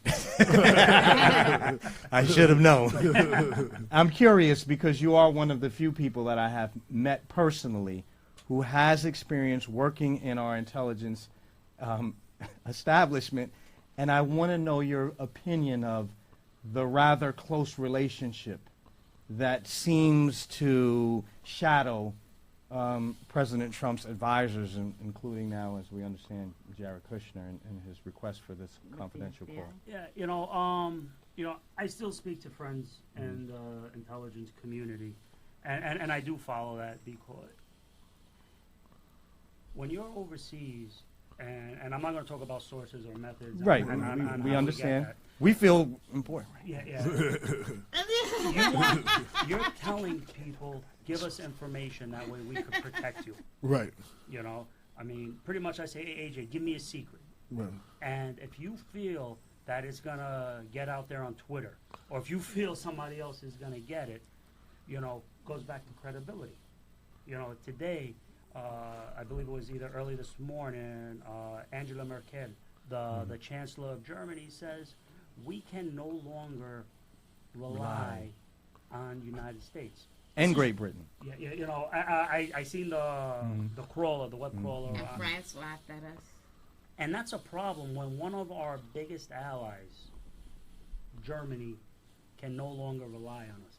It's an issue. And you know, it's a thankless job. Absolutely. And I think that the president doesn't appreciate what officers do on a daily basis. Because if you appreciate it, this wouldn't be happening. You know, intelligence is not political. Right.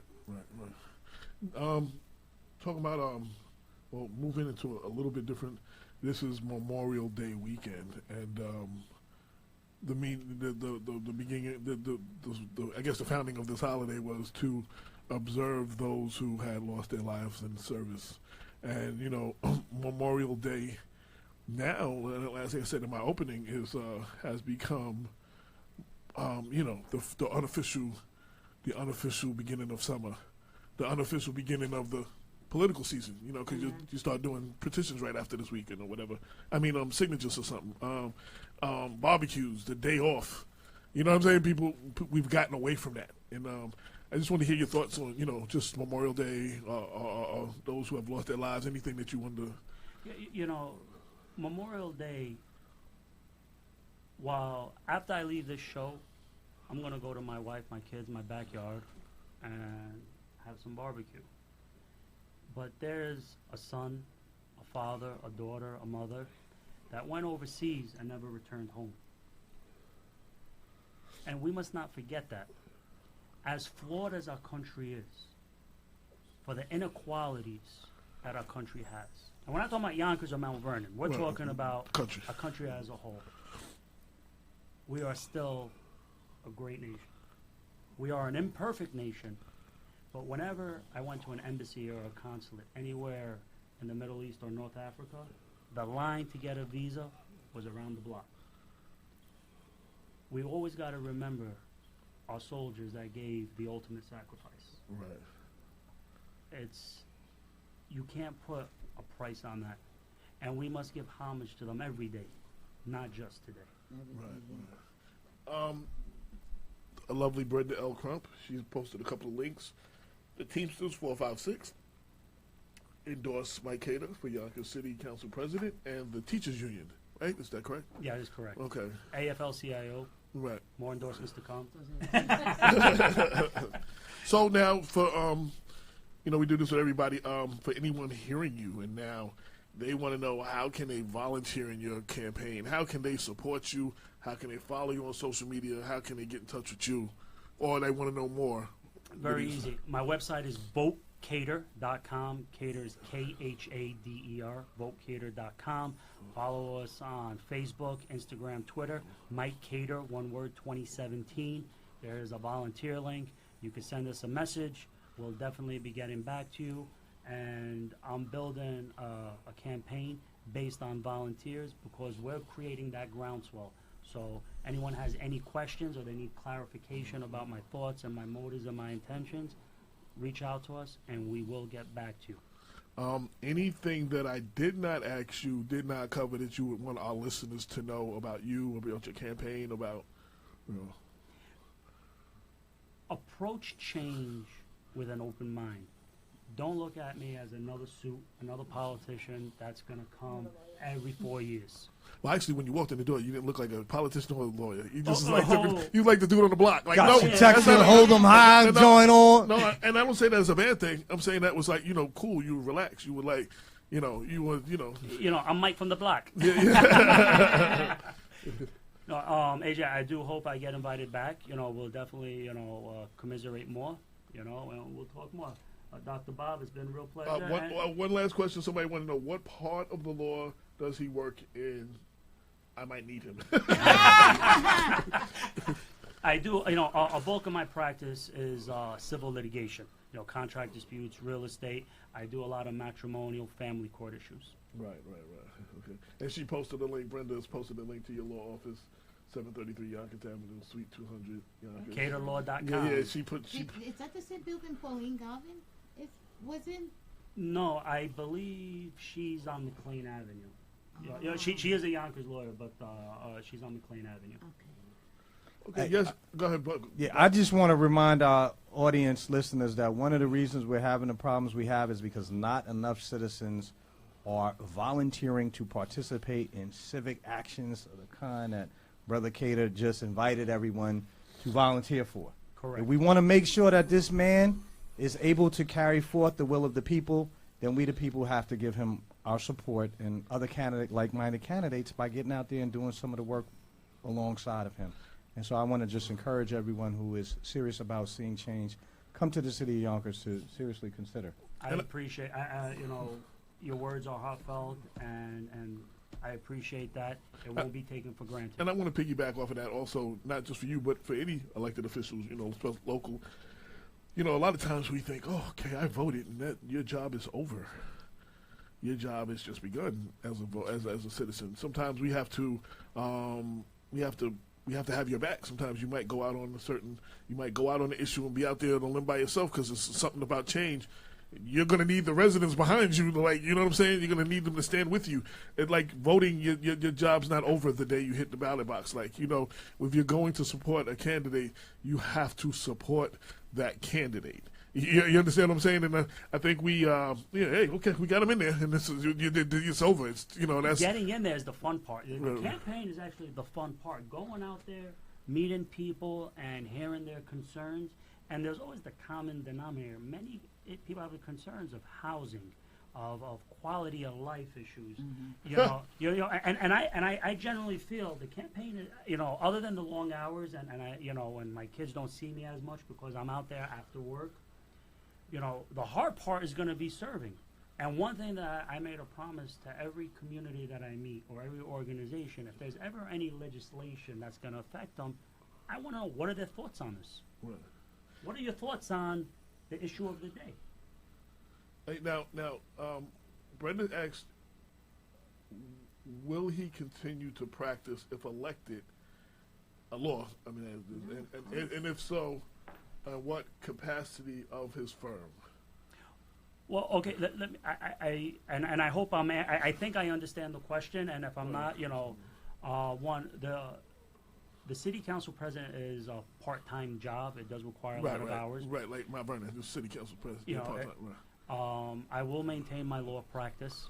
Okay.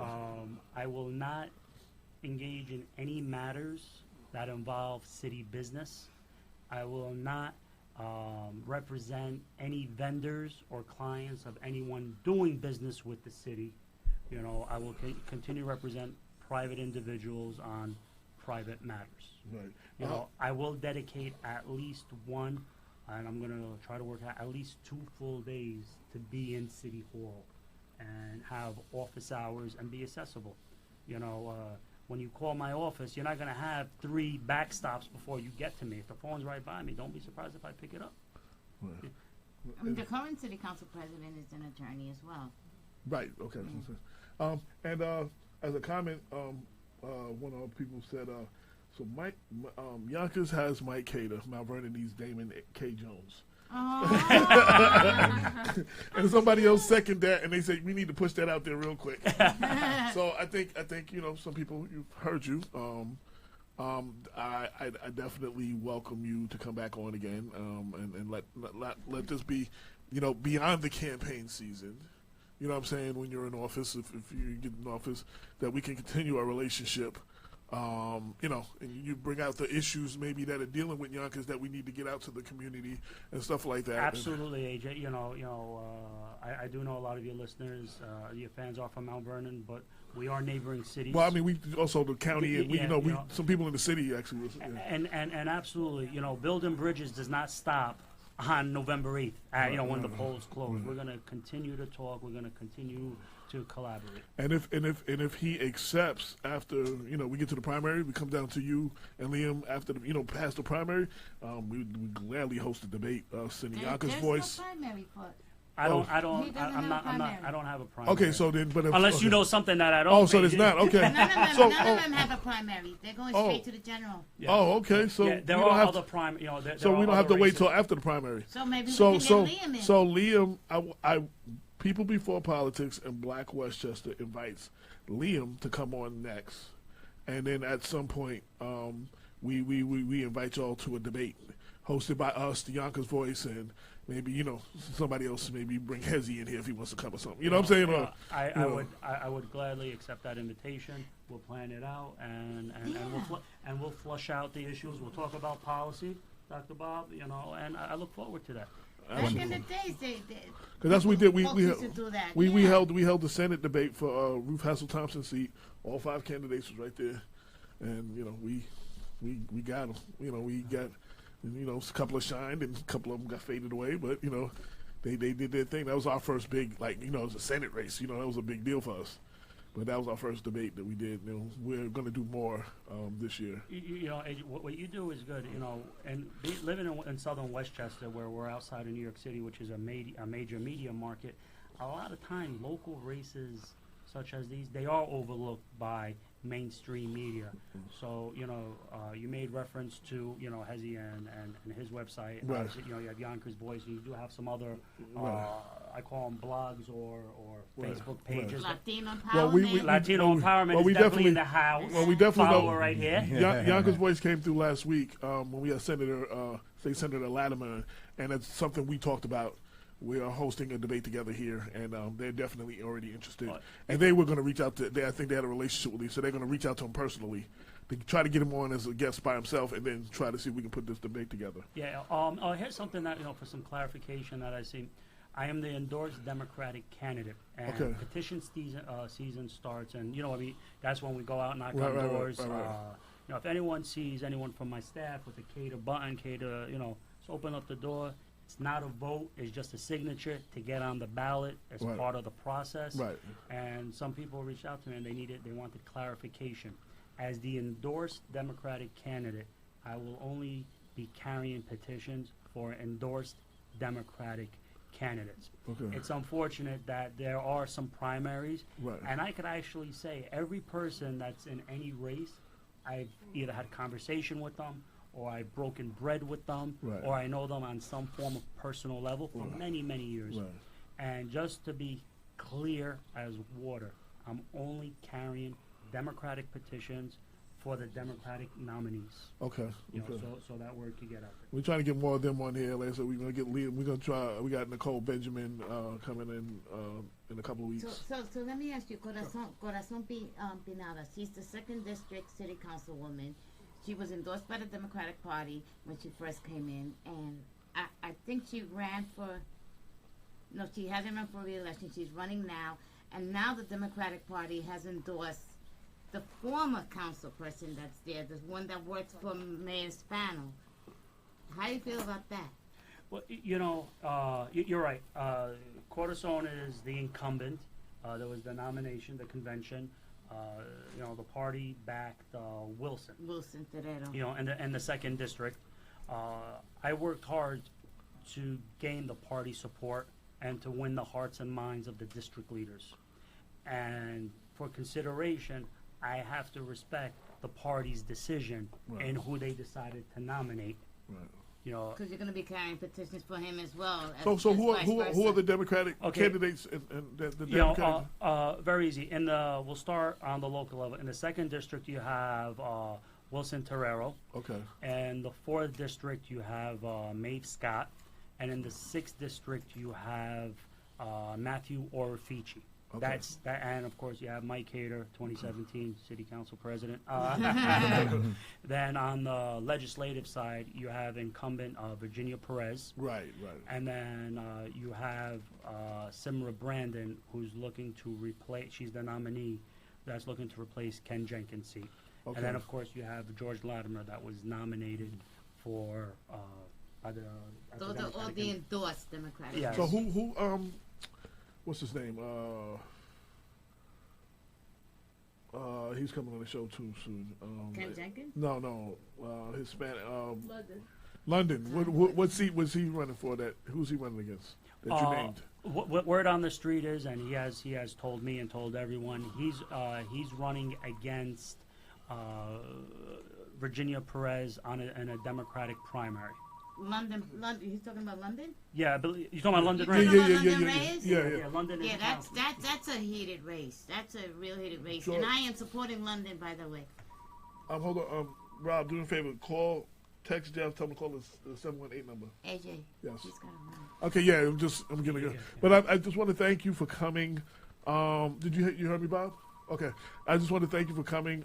Like I said, welcome. Well, it's open door when you want to. You got something you got to get out for the community, even past the race. Anything. I'll definitely hold you to that. We got our communication going. And we're trying to, with any luck, God willing, Black Westchester will be print in August. Oh, good for them. Definitely will be moving on up, huh? Moving on up. So we'll be in the major cities like Mount Vernon, Yonkers, New Rochelle, White Plains, Greenburg, and then trickle out to the other. I might even get to write something. Yeah, we waiting. We waiting. I'm trying to get her to write now. We're gonna have Lorraine Lopez on the editorial review board, right? Absolutely. No. That's definitely great. And if you're in print, you'll definitely be messages from the city council president, updates on what's going on, on initiatives, agenda. See, I want to do something like that because with some of them, I know. With some of the different municipalities, I just want to do. That's one of the things we want to do in there. No, absolutely. AJ. Thank you again to problem. you, your fans, your listeners for reaching out. Thank you. I appreciate the questions. There's thought behind them, and reach out. We try to be cool, but then you got to ask you some questions. We got to try to we don't try to beat nobody up. Listen, life is not a bowl of cherries sometimes. But so Mike is a breath of fresh air for the city of Yonkers. I mean, it's something that's been needed. Someone that's been wanted for a long time, and now that he's come, I mean, he's doing one hell of a job out there. Meeting people, kissing babies, shaking hands, and doing everything that he needs to do. But at the same time, he's also got a lot of character. So people like him. They want to vote for him, and he's bringing a whole new, different atmosphere to the city of Yonkers as far as candidates are concerned. And I, for one, think that he's going to win. I predict he's going to win, and I think that the majority of the people in the city of Yonkers also feel the same way. So with that, I want to just wish him good luck, and hopefully next time I see you, I'll call you Mr. President. I'm still Mike from the block. Are you related to Jenny from the block? No. No, that's me. Okay. Once again, you're good friends. But once again, thank you for having me. Absolutely. Thank you for receiving me. Thank you for taking the time to come. I a lot of definitely people don't come. No, a lot of people walk away. A lot of people, they either scared to come or, especially Democratic endorsed candidates, are told by the party not to come. No, Yeah. Don't know anything. Throughout the county, you have been told not to come. No one's ever told me about that. Our thing is just scheduling. And I will be back again, and I hope I get to see Dr. Bob. Absolutely. We'll definitely collaborate. Absolutely. All right. Mike, wish you well, man. Thank you so much. All right, Pleasure meeting you, brother. absolutely. I'm walking Thank out the door. Sure. All right. AJ, keep it real.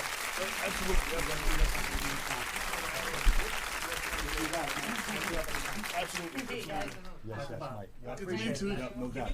Send me a message. Okay, I'll talk to you. Okay, that's what's up. All right, have a good one. All right. Take care.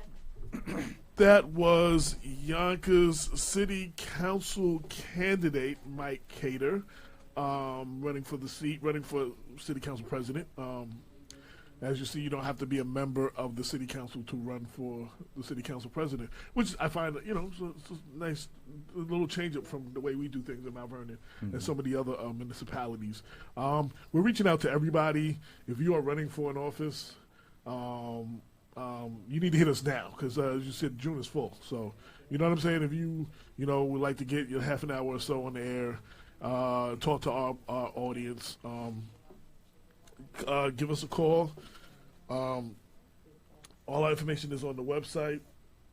It is at blackwestchester@gmail.com. Add us to your press list so we know what's going on with you throughout the county, especially the municipalities outside of Mount Vernon and Yonkers. I want to get more involved in some of your races and know what's going on so we can report it. I can only report what I know. I can only report the information that I get. So, some of the areas, Port Chester be asking, come out here, and Peaksville been trying to invite me to a city council meeting for like 2 years now. I just haven't been able to get out there. But we're also looking for writers to hold it down for we're looking for writers to hold down, to do like a little local reporting in their municipality on what's going on in the politics in their area. So if you're interested in writing, again, hit us at blackwestchester@gmail.com. Bob, any words about the candidate here or anything? No, I mean, I'm encouraged by some of the things that Mike had to say, and kudos to Black Westchester People Before Politics for fulfilling their role as community broadcast journalists who are trying to make sure that our constituents, listeners, are fully exposed to all of their political options. So I think it was a win-win for everyone involved. Now we have a caller on the line. Hello? Caller, please state your name and your purpose for calling you on People Before Politics. I can barely hear your feed. You can barely... It's Jeff. Okay, you can barely hear us. I hear you loud and clear. I'm on the phone, and you need to turn up your auxiliary output. Okay. Okay. Jeff, you've given us very strong hints of your professional background with your instructions. I'm always here to help, bro. Whatever's on your microphones and is assigned to auxiliary output to the phone interface is what you need to turn up. It sounds like I'm hearing you from like a mile away. Is that better? Nope. That's the best it's going to get for right this second. Your other phone number is answering with a recording, by the way. The 718-705-4959? Yes, sir. Okay, we're going to get that fixed right now. He's going to get that runs the station. He'll check that. Should I call back? Well, I mean, we're working through it. I'm trying to see right now. Yeah, he's going to come through and check that out. Yeah, I have no idea why the answering machine is picking up for that one. Okay, I can hear you, so I'll just try to be real quiet. Okay, go ahead and take the conversation. Okay, so at this moment, for one, thanks for calling in, Brother Jeff. At this moment, we're going to try to shift the focus of our attention for the last half hour or so of the show to what is the most important holiday that we're celebrating this weekend, Memorial Day weekend. There's been a lot of discussion about the decline in the importance and meaning of Memorial Day amongst American citizens, and we thought it might provide this an important opportunity to reflect on why there's been a loss of appreciation for Memorial Day. As probably many of our listeners know, and Jeff, can you hear better now? I hear you at the same level. That you heard AJ? Yes. Okay, is that good or bad? Can you hear? Well, it's low, but I mean, I can hear you, so we'll just work with it. Okay. So one of the issues that lots of Americans have been wrestling with over the weekend, especially those who have served in the military and have made the higher sacrifices, why so much of the population seems to think that the Memorial Day weekend is the time to eat hot dogs and, barbecue, hit the pool, as opposed to really reflecting on the kind of sacrifices that at least certain segments of the population, our soldiers, have made. And so we thought this would be a nice opportunity to reflect on some of those things. So, Brother Jeff, I wanted to thank you for calling in, because I know that you have previous service with the military, and so we wanted to get the thoughts of someone who had a military background to try to make sense of these issues. For my part, I was thinking about it. It's not the first time that I've had to wrestle with the theme of this growing disconnect between military and civilians. And one reason why is the rather low change in military policy with respect to recruiting soldiers, and also the low percentages and rather narrow segment of the population that our armed services often comes from. Just so listeners know, it's important for us to know that we now have an all-volunteer Army. And there are many who would say that this policy in and of itself is almost certain to ensure that a very narrow section of the public actually ever serves in the armed forces, and therefore has some sort of enduring connection with the life of our service members, especially during times of war. So, what he said.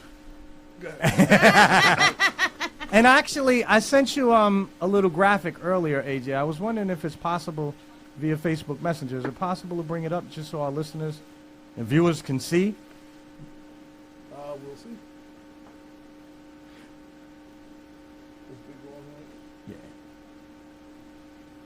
Just 1 minute, Brother Jeff. I'm sorry. Mm-hmm.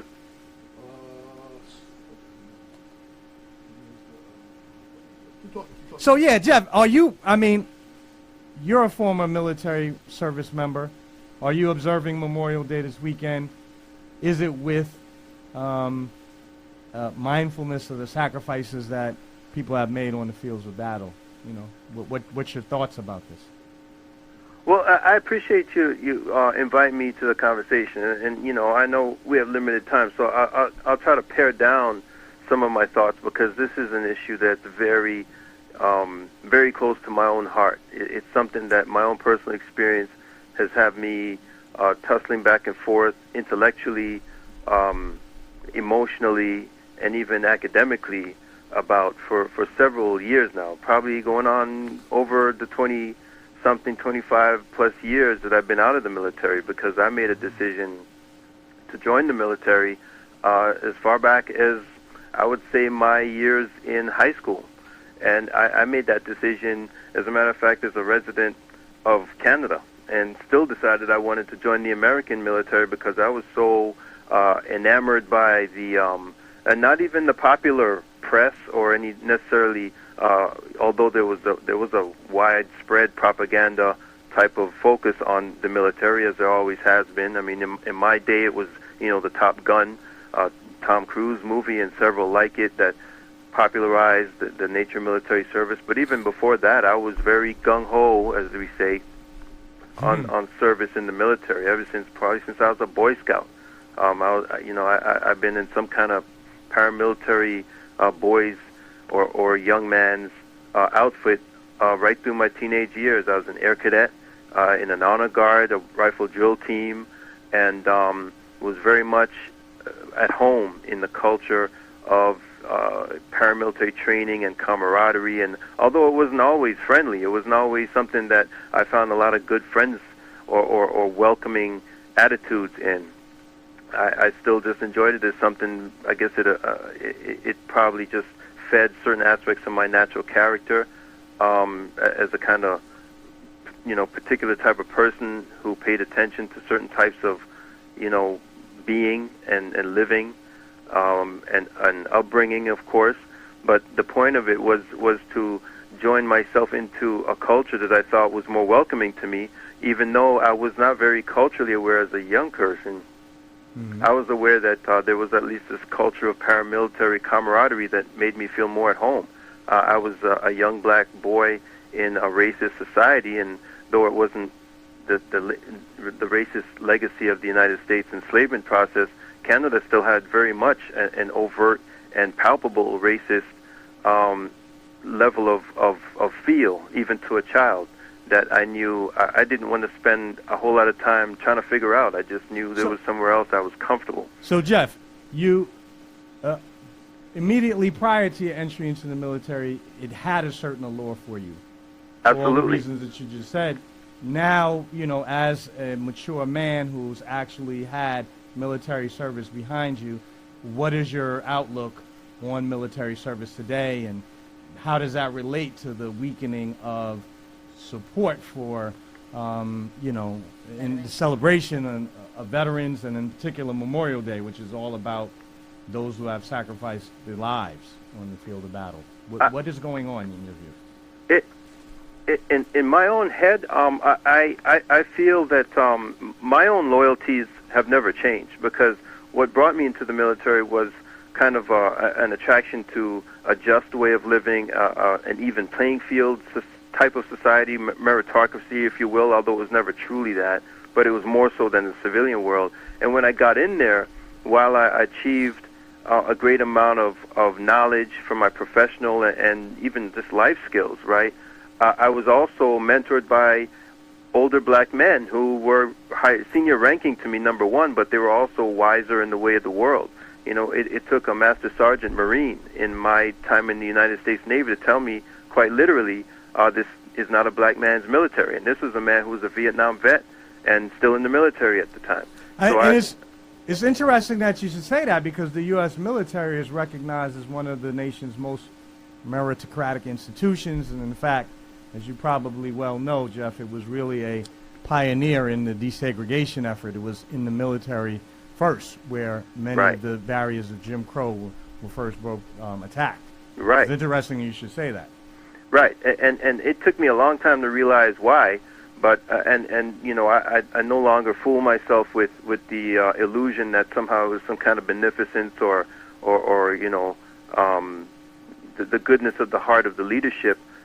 Always the African experience in the United States and the Western Hemisphere in general has always been one of struggle, and everything we've as a people ever gotten, and in fact anything most peoples have ever gotten out of this country, except First Nations people, they had their own struggles and were always very, very capable resistors of their own oppression.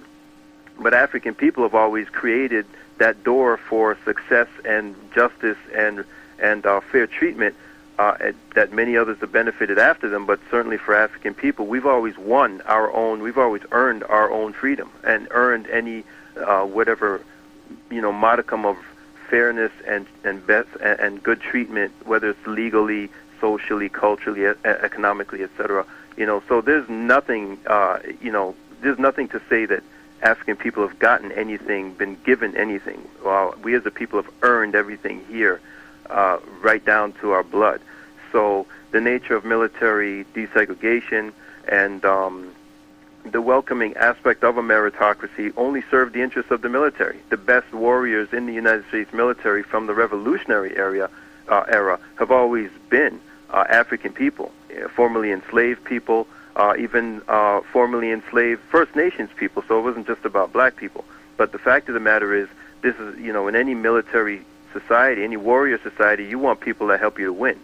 So it served the U.S. military's purposes and goals to make sure that the best pilots, the Tuskegee Airmen, were desegregated into the military. They always made sure that some of the best officers and enlisted people were people that were put in position to help win battles and wars. Naturally, the U.S.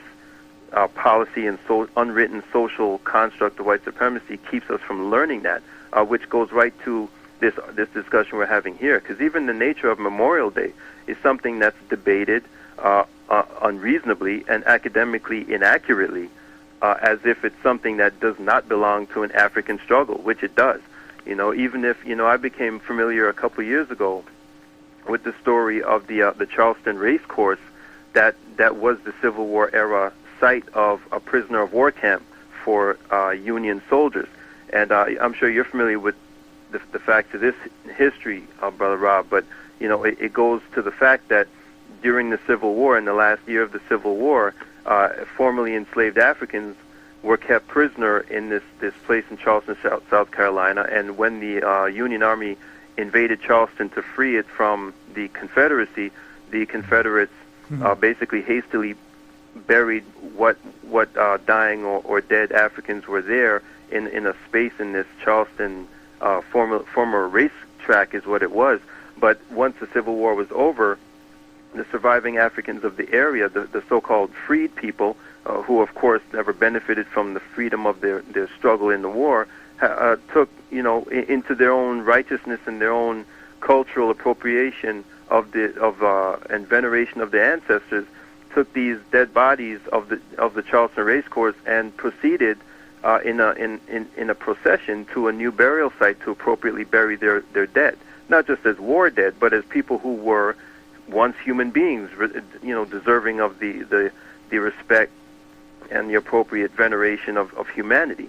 It's that act in 1865 that gave us the first open commemoration of what we call now Memorial Day. But to go forward with my point, the actual first acknowledgement of Memorial Day comes in 1868 when a general called it Decorations Day, when they would decorate their veterans' graves with flowers and flags. And since white supremacy still rules this country, we're still accepting this as some kind of debate, as if somehow Memorial Day. In fact, if you go to this kind of lazy kind of academic culture we live in, this lazy intellectual culture, you'll find this pseudo research organization called Snopes that actually gives you, if you try to use Snopes as a validating place for this particular argument of where Memorial Day came from, they usually have this up or down, meaning whether it's true or untrue verification of a supposition, right, of a premise. Well, on this premise, they claim to have a mixture, like it's some truth and some not true. And they claim that in its falsehood, of course they verify that the Charleston event actually occurred. And they don't go into any real historical detail, but they affirm that, well, it's true, but they also come with this kind of false lie, this false opposite, that, well, it's not really the history, it's not the actual history of what they call modern day Memorial Day. Well, of course it's not the same thing. Many of these, prevarications, as we've come to know the lies that are American history, relate most of what is the recorded history to what is in some kind of record that a racist white man usually wrote, right? The Patent Office has so many records of owned inventions that are usually white males who stole from the actual inventions of people like Elijah McCoy and Garrett Morgan and the rest of the black inventors that made half of the American industrial era possible. So we continue today, even in 2017, with these kind of false dichotomies and fake arguments, propaganda war, really, an idea war about what is the value of black people in this country. And that Memorial Day goes to the heart of that particular argument. Memorial Day for me is valuable because it is an appropriate time to acknowledge the contributions of African people in this country's very beginnings, not just as soldiers. I think that's a shortcut intellectually. I think intellectually it allows people to feel like they fit with the larger narrative of why people, fit in with this huge economic, this capitalist practice of Memorial Holiday and this Hallmark holiday type of culture. And it allows us to feel like we fit in, but we forget that the reason they have Memorial Day in the first place is because this country had to fight for its own existence against its own people. The Civil War would not have been won if it weren't for the African people that helped to make it happen. Absolutely. The actual Civil War, we would be, the entire states now would be under the crossed X and Confederate flag if it weren't for African people like the Massachusetts 54 soldiers that fought for the North. So let me say, in fairness to academics, the first person to advance that thesis was the great African-American scholar W.E.B. Du Bois in Black Reconstruction. Absolutely. And Damon K. Jones agreed with what you said. He typed in agree while you were talking. But I wanted to, because while you seem to have a more ambivalent type of relationship to Memorial Day precisely because of the tendency to overlook the contributions of African Americans, I know that sentiment isn't necessarily shared. And I did want to turn to my co-host Lorraine, because I did notice today, Lorraine, we are Facebook friends, and I noticed today I saw a post from you which I don't want to say, encourage people to observe Memorial Day. And so I wanted to get your thoughts. Of course, you are bigger than, your Latino heritage, but as a Latina, what's your feelings on this matter? And I know very often that Latinos have a different relationship to the U.S. Army and therefore to Memorial Day. And let me just say, Damon also said, we need our own Memorial Day. Can someone say Crispus Attucks? Go ahead. Crispus Attucks. No. Absolutely. Well, see, we did have our own Memorial Day, but then they co-opted it. Wait, Jeff. I want to give Lorraine a quick chance to answer that question first. Go ahead. No, well, growing up for us, I'm number 10 out of 11, and my mom. Wow. Yeah, my mom was a single mom. She broke up after the 11th child was born with my dad. My dad was a Korean War veteran, and when he came back from the war, he came back without his right arm. He came back without his hearing. He came back with shrapnel all over his body. And I also have a brother who works for the State Department who's also a Marine. But we know them as being away and being in the Army or being in the Marines. And when when it came to Memorial Day, it was just a picnic and a barbecue, just like people are celebrating now. And it wasn't until I got out the box and I started seeing other things, other people and politicians and people observing Memorial Day, was that I really was able to take a look at it and see how, you know, how the relevance of it and what it's really about. And the post that I kind of put up today is because I'm just a hopeful person, and I'm a Republican. I'm a patriot, and what I would love to see is for people just to take the time while you're at your barbecue, take the time and turn around and ask the folks, you know, do you know why we're really here?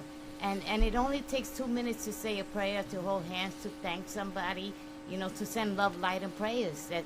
That's all it takes. And I think at 3 o'clock, the official at 3 p.m., and nationally they do a moment. Everybody individually does their moment of silence. We need to do that. Yeah. Well, see, this is the thing. Jeff, wait. Before you, Jeff, I have 2 minutes left. So you have 30 seconds or less. Me? Yeah, I have 2 minutes left altogether. So you have 30 seconds or less. All right. Okay. Here's my deal with that particular 3 o'clock commemoration. It's a hypocrisy.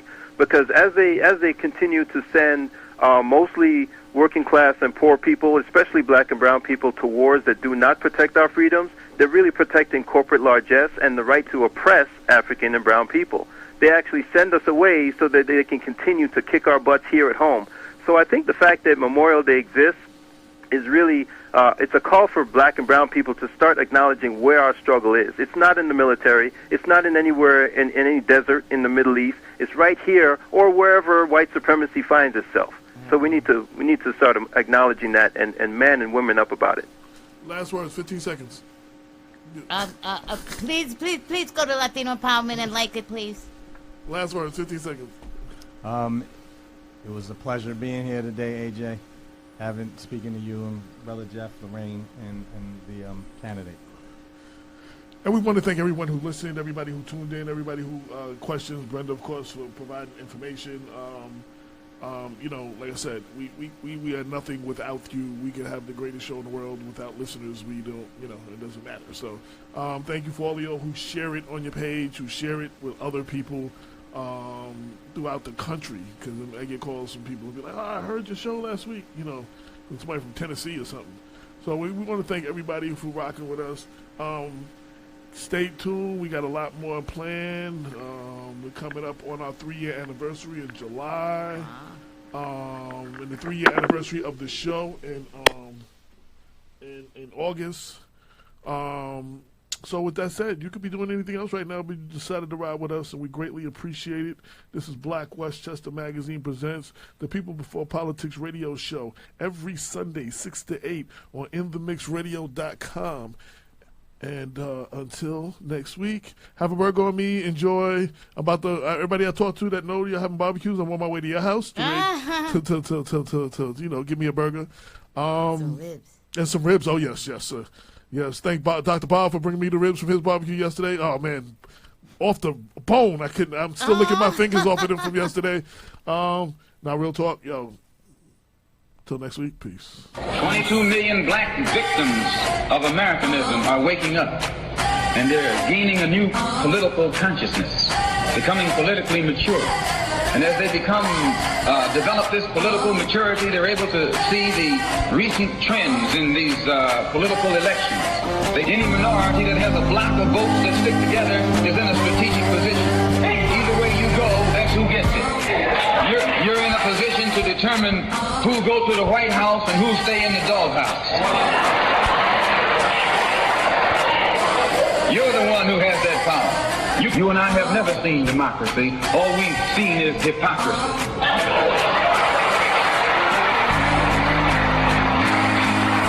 When we open our eyes today and look around America, we see America not through the eyes of someone who has enjoyed the fruits of Americanism. We see America through the eyes of someone who has been the victim of Americanism. We don't see any American dream. We've experienced only the American nightmare. We haven't benefited from America's democracy. We've only suffered from America's hypocrisy. And the generation that's coming up now can see it. And I'm not afraid to say it. And I'm not afraid to say it. And I'm not afraid to say it. And I'm not afraid to say it. And I'm not afraid to say it. And I'm not afraid to say it. And I'm not afraid to say it. And I'm not afraid to say it. And I'm not afraid to say it. And I'm not afraid to say it.